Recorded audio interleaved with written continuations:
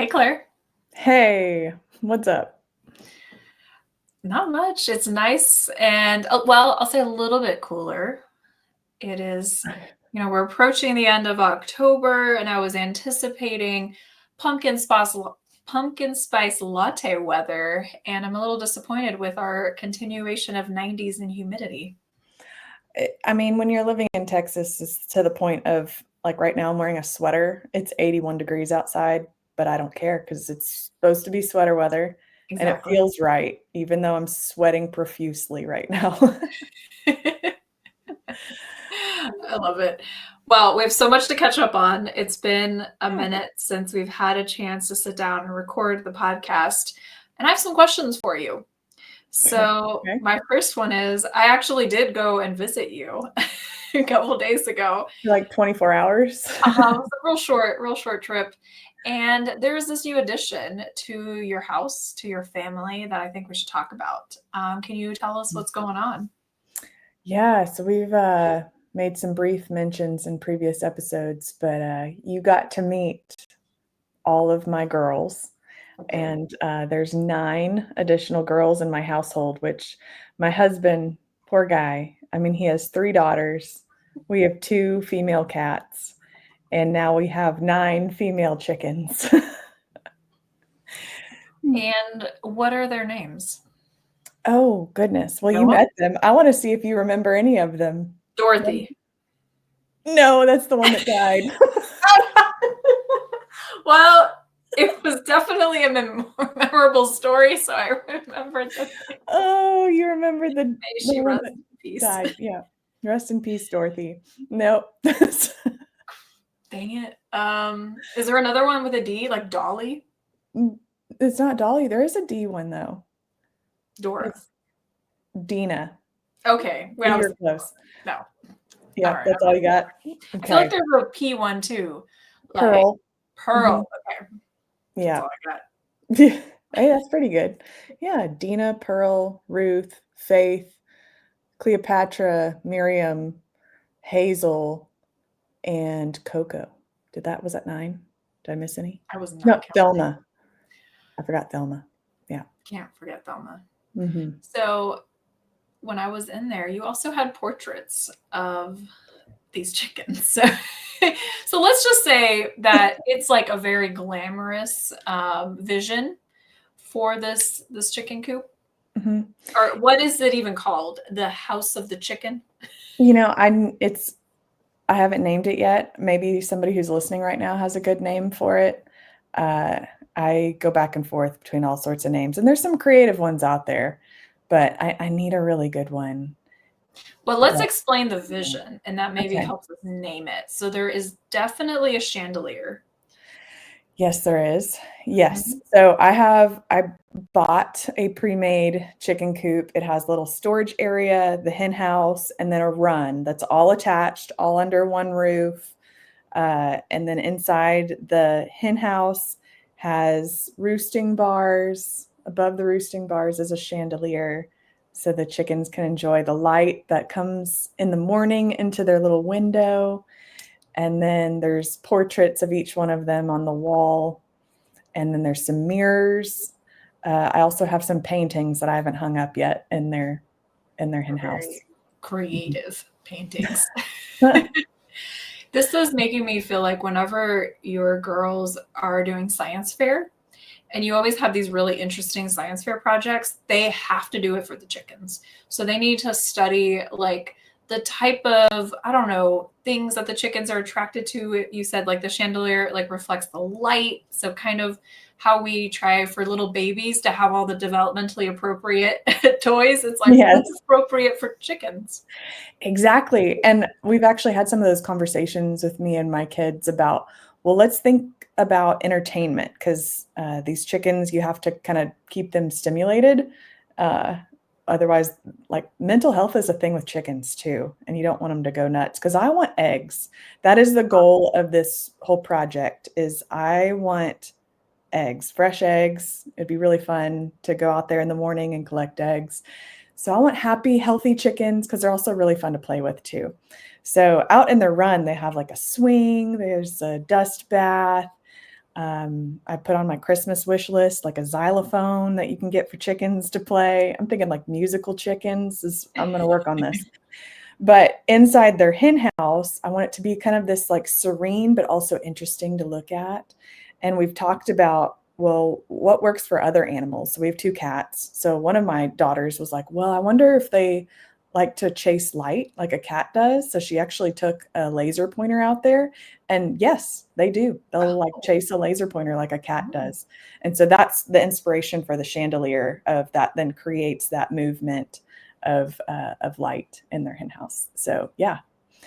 And I have a funny story for you too. Okay. Tell me. That happened in STEM at my daughter's school this week. And it was along the lines of thinking through this process of asking good science questions, because in order to know how you're going to do an experiment, you have to know the question that you want to ask so you can figure out the experiment that will answer the questions. So they did a little exercise in their classroom, which I thought was great, of coming up with a question that then you could test to find an answer. So such as, how could you entertain a chicken? Would they be entertained by light like a cat would? You can come up with an experiment to be able to find the answer, which is what we did. So in the classroom, they had questions that they had to come up with. And my daughter asked some question about growing avocados. I don't remember exactly what she said about it because she's growing avocados in her window at home. Which she told me, I think, takes 3 years. I think 4. 4 is years. what she said She's before it one to produce an avocado. Yeah. I mean, I would assume that was the point, but maybe not. Maybe she just also likes the plant. I'm 38 and I have tried to grow avocados because I eat an avocado every day. And I've tried to grow an avocado plant from the pit, just like they tell you to online. For 38 years, I've been unsuccessful. My daughter's growing 2 right now, and I don't Wow. understand. It's impressive. Yeah. Hmm. So she's got a green thumb for sure. So whatever the question was she asked was something that she's doing at home right now. So kudos for her. But she came home and she goes, Mom, one child in the class, now this is middle schoolers, asked their question that they presented in front of the class to test was, how are babies made? Oh. Oh, no. Okay. Yeah. So, of course, giggles ensued. And then the teacher, who this is her first year teaching STEM, I don't know how she responded, but I'm sure there was a lot of emotions in how to address this problem. Also including talking to this child's parents, because he obviously doesn't know. Yeah, right.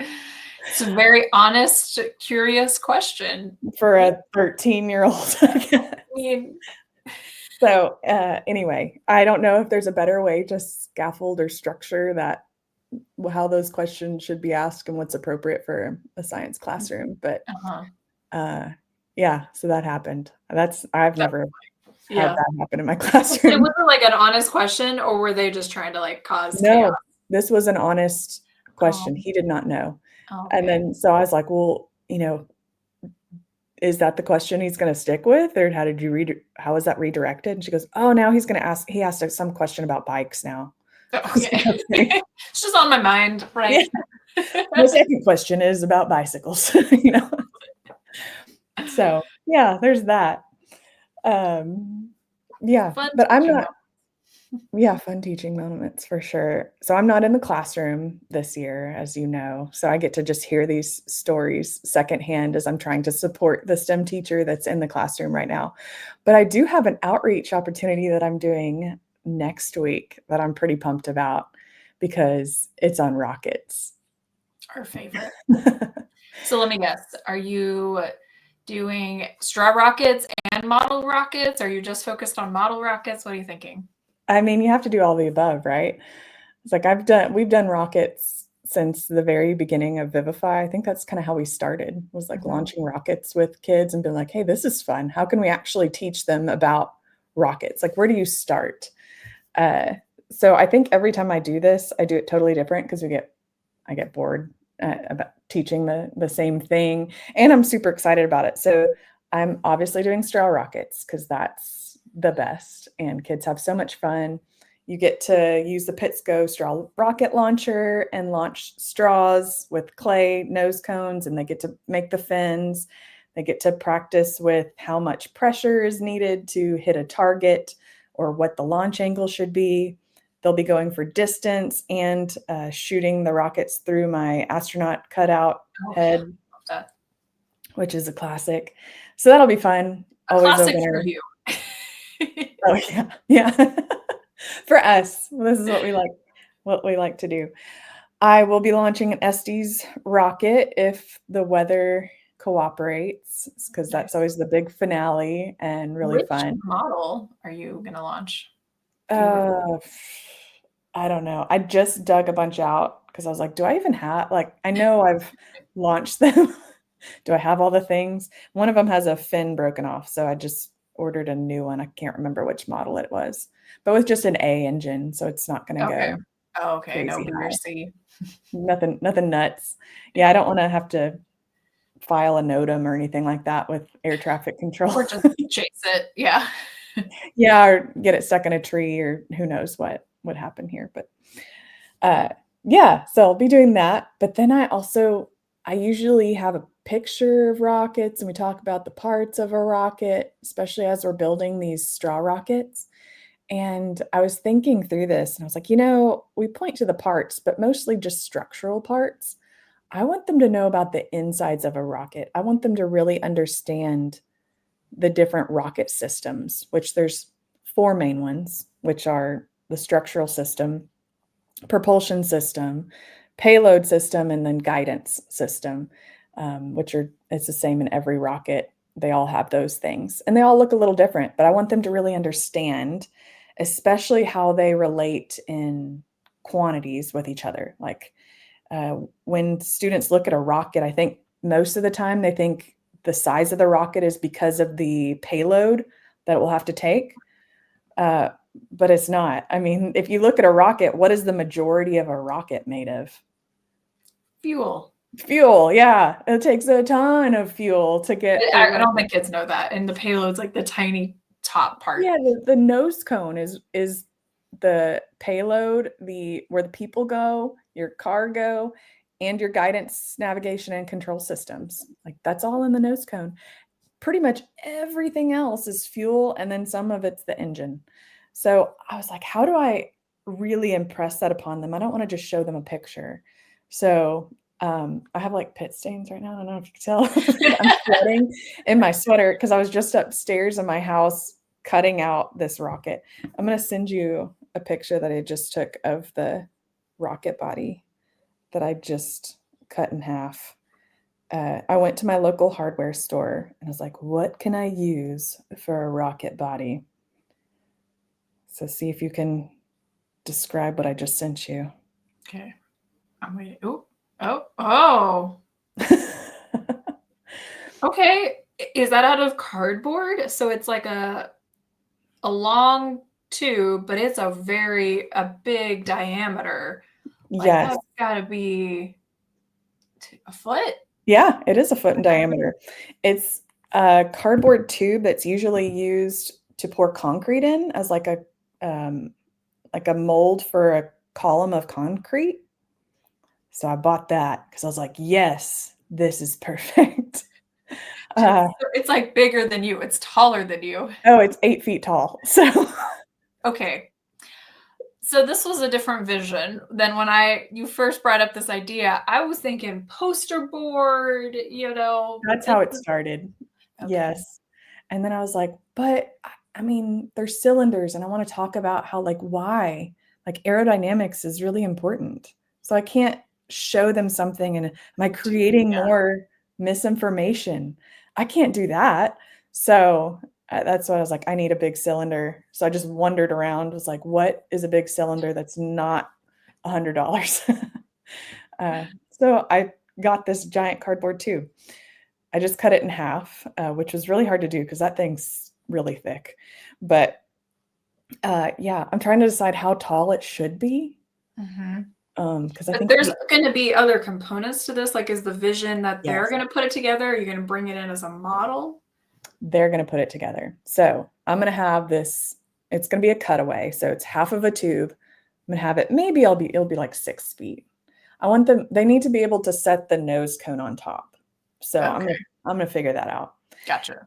So they'll have the half of a tube, they'll have a nose cone, they'll have like a clear container that's going to have a bunch of like wires and foil shapes and things with like some foil cups and stuff on the bottom. It'll be the engine. Hopefully it'll look like an engine. That's going to be probably the hardest part. And then I'm going to have some like other tanks that fit in for the oxidizer and the fuel that are going to be most of it. And then I have a little tiny astronaut figurine that I think will be about the right proportion to show like these rockets are huge and this is how much fuel it takes to launch this little person. Yeah. Yeah. Yeah. That's So I'm awesome. going to have it all like spread out. And then as I talk about each system, then I'll have a kid try to put it together. Like, where does this go? Mm-hmm. And why? I think it'll be pretty fun. I love it. Yeah, this is definitely elevating our, like, I just do PowerPoint slides.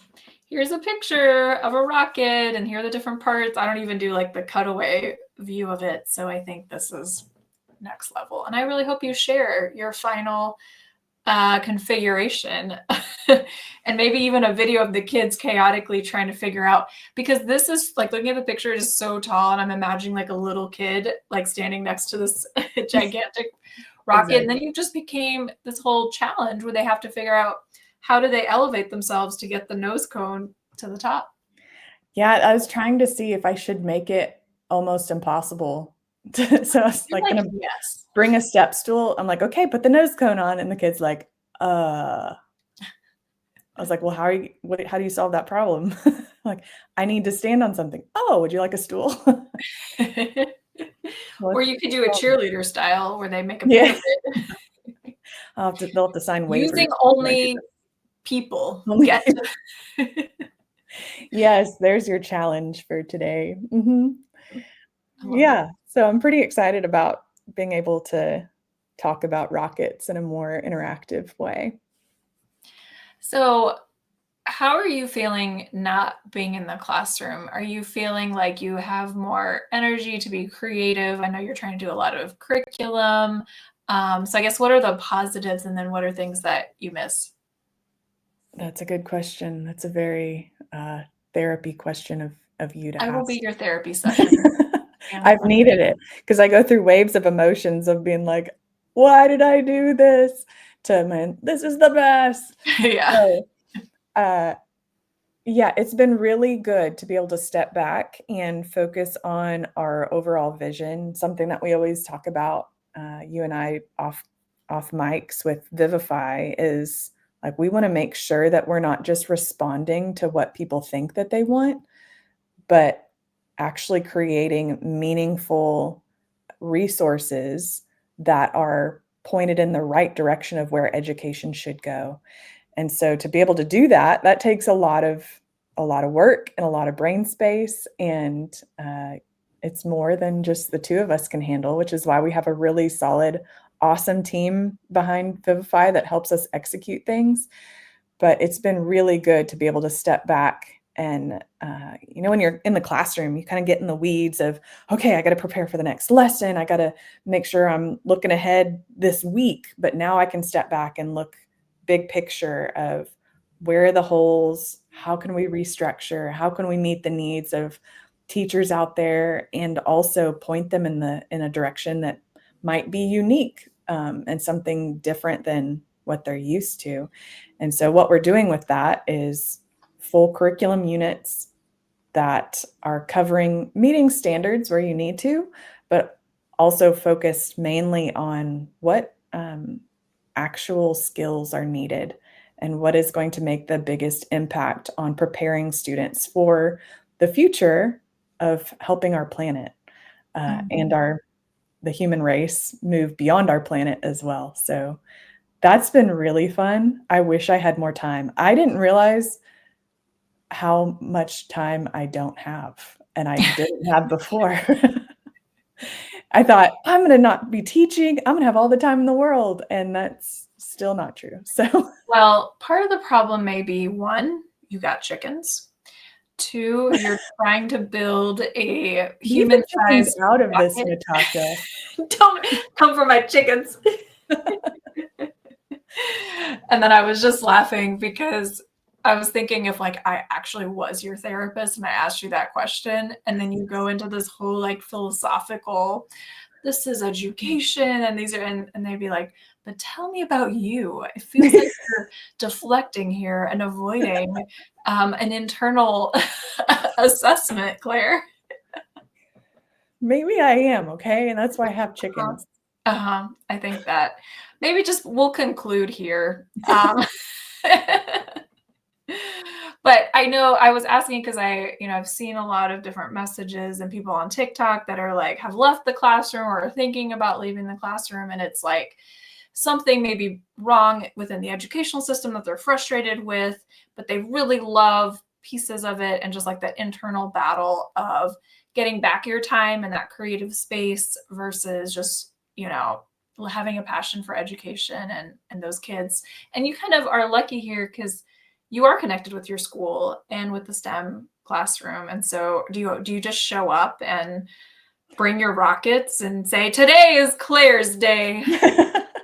I mean, I'll definitely try to do that. I'm trying to give the new teacher some space, but I do appreciate I'm been providing her curriculum. She's following our scope and sequence, and I am supporting her in a lot of ways without showing my face because I want her to be the STEM teacher and the kids not be like, oh, there's this. No, I'm not the STEM teacher. Like, don't look at me right now. But I really miss the kids and I do love teaching. So I didn't step away from anything as much as step towards things to work on in this season. And that's uh, trying to make a bigger impact, I think, than just the kids that were in my classroom without really leaving the kids that were in my classroom. So yeah, it's definitely, I'm getting, I think, the best of both worlds right now, but I'll eventually be back, I'm sure.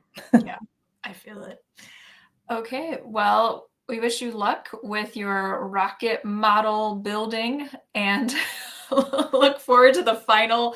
I feel like from where it started, I mean, I was there 2 days ago, to where you are now, I'm a little concerned that you have gone to the next level, but also very excited.